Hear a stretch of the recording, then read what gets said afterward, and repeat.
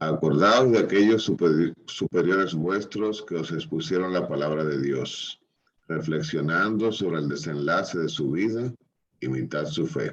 Jesucristo es el mismo hoy que ayer y para siempre. No os dejéis extraviar por doctrinas llamativas y extrañas. Amén. Amén. Amén. Gracias, Señor. Gracias. Gracias. Queremos alabarte, bendecirte y glorificarte, Señor, por tu amor y por tu misericordia.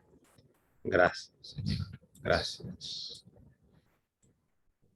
La iglesia es un misterio de amor, un misterio grande. La iglesia es ella misma, es un sacramento. Nosotros tenemos que entender esto. La iglesia como sacramento es un misterio. Todo sacramento es un misterio, un misterio. ¿Qué significa que es un misterio? Que hay cosas que por más que uno quiera descifrarlas, nosotros no la podremos descifrar. Por eso la misma iglesia como sacramento tiene estos elementos que son misteriosos, ¿no? Que son ciertamente pues inexplicables. Y tenemos que acercarnos a ella, a esas cosas que nos superan, a las cosas que están más allá del alcance de nuestro entendimiento. Tenemos que acercarnos con mucha humildad, diciéndole incluso a Dios, mira, esto no lo entiendo, pero tú eres más grande que todos los misterios mismos, ¿no? ¿Por qué? Porque, miren, cuando Jesús fundó la iglesia, cuando Jesús fundó la iglesia, la hace con una intención clara. La idea de Jesús es, estos misterios son muy grandes, pero Dios mismo siempre ha utilizado instrumentos para que esos instrumentos expliquen, den a conocer, mantengan, sostengan, cuiden, preserven todos estos apelativos, que conserven su palabra, que la lleven a un feliz término, que la interpreten, que la den a conocer. Entonces, cuando Jesús fundó la iglesia, en esos 12 apóstoles, es que Jesús de una manera u otra le dice, ustedes son los responsables de llevar a término estas ideas. Fíjense cómo esta carta a los hebreos es una reflexión de alguna comunidad. Es una carta que ha pasado a la Sagrada Escritura, pero es una carta sacerdotal de alguna comunidad y que la iglesia la ha llamado carta a los hebreos. Y esta carta de los hebreos nos pone a nosotros en esa dimensión de que, primero, de los superiores. Los principales superiores de la iglesia son los apóstoles.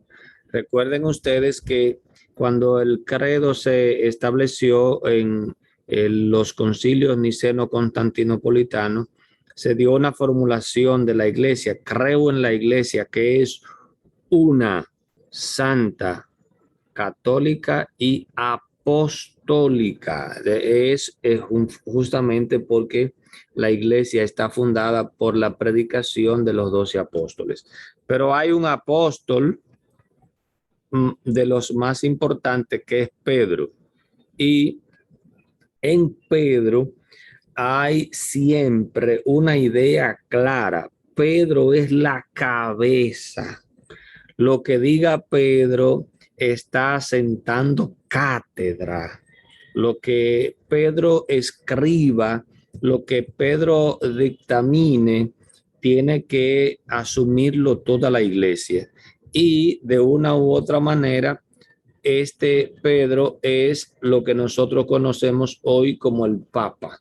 El Papa es una palabra que tiene raíz latina o italiano, el gran padre, el gran padre, papá, papa, es más una expresión italiana que latina, es el gran padre. Entonces, Pedro es el que ha iniciado, podríamos decir, la primacía o el primado, es el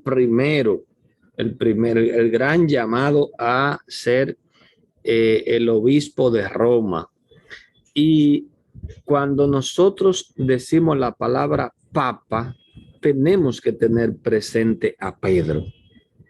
Hoy, ante la memoria del Papa Pío X o Pío X, nosotros al leer la biografía de este Papa podemos entender la importancia que Dios ha puesto en la figura del Papa para defender la fe, para propagar la fe, para iluminar con la interpretación de las Sagradas Escrituras, con el don de regir la iglesia, de gobernar la iglesia. Sobre el Papa pesa muchas, pero mucha responsabilidad. Es una cosa gravísima la responsabilidad del Papa. Por eso nosotros tenemos que rezar tanto por el Santo Padre, sea cual sea, porque es demasiado lo que Jesús ha puesto sobre sus hombros. Cuidar la iglesia, gobernar la iglesia, ser humilde, porque es tanto el prestigio, cuidar con la interpretación de la Sagrada Escritura, no jugar con meterse en la modernidad. La gente que le pide al Papa cambie su forma de ser de la iglesia, métase en la modernidad, ustedes tienen que cambiar, y hay cosas que definitivamente no vamos a cambiarla.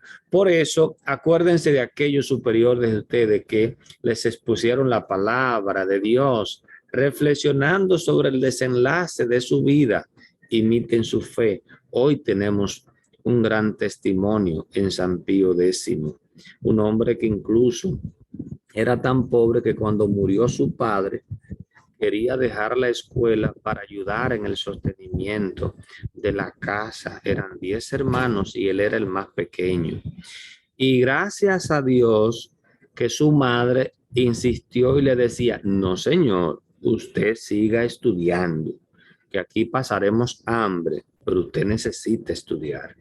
Y ese gesto de su mamá de preferir pasar hambre, pero para que su hijito siguiera estudiando. Luego consiguió una beca de un sacerdote que, inspirado por el Espíritu Santo, logró que entrara al seminario, y este hombre es un santo porque así Dios quiso.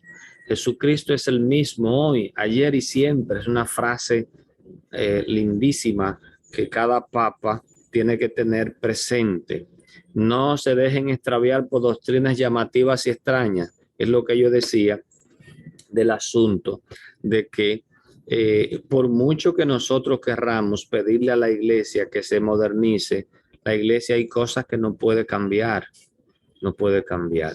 El mismo Papa Pío X tuvo que enfrentar una herejía que llamamos modernismo, por las exigencias que en ese siglo, en el inicio del siglo XX, cuando se inició ese siglo XX, recuérdense que él lo nombraron, lo eligieron papa en el 1903,